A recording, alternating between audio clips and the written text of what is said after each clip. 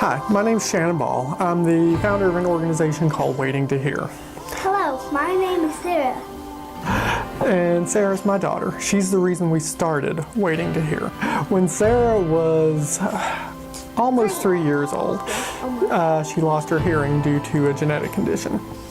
And a lot of families are simply told, do the best you can. Yep. And they're told to learn sign language. Yep. When we found out about that, we decided to do something about it, didn't we, Sarah? Yep. And so that's when Waiting to Hear was really born. Hello, my name is Dr. Shannon Bramlett, and I'm an audiologist at Bristol Regional Speech and Hearing Center. And I'm going to tell you about the Pediatric Loaner Hearing Aid Bank program that is sponsored through the Waiting to Hear organization. And through this program, we're able to provide hearing aids to pediatric patients whose insurance has denied them access to hearing aids. So these are children that will need hearing aids for a lifetime that have permanent hearing loss.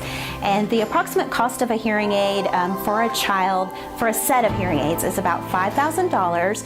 And typically they have to have a new set about every 5 years. So my job is to fit the children with hearing aids and give them access to sound.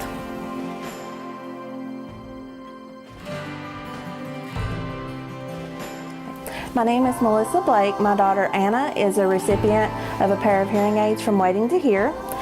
Anna is 7 years old. She was diagnosed with being hard of hearing at age 4. She failed both newborn hearing tests and an additional test when she was about 2. We took her to an audiologist in another town, and they did an ABR on her and found out that she was hearing impaired. Her left ear worse than her right. And we were told that we had to pay the whole amount of her new hearing aids up front. We're a one-income family. My husband is the only worker. I stay home with our kids, and it just simply was not in our budget to be able to provide those. So I started calling around looking for an audiologist that covered our insurance worked with, and we found Dr. Shannon Bramlett, and Anna loved her from day one. Around that time, she had been interviewed on a local news channel where she had fitted another child with a pair of hearing aids. And we went to an appointment, and I said, oh, Anna was so excited to see her doctor on Facebook. And she said, well, let me tell you about Waiting to Hear. And that's how our whole journey started with Waiting to Hear.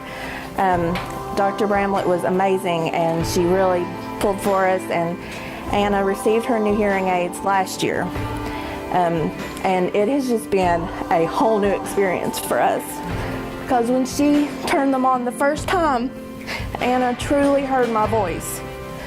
And for 6 years, she had just been hearing, who knows, but when she received her hearing aids through Waiting to Hear, she truly heard my husband and me for the first time, and they have been such a blessing ever since. Without the folks at Speedway Children's Charities, none of this would have been possible. They really stepped in when we needed them the most and provided the resources for us to be able to do this.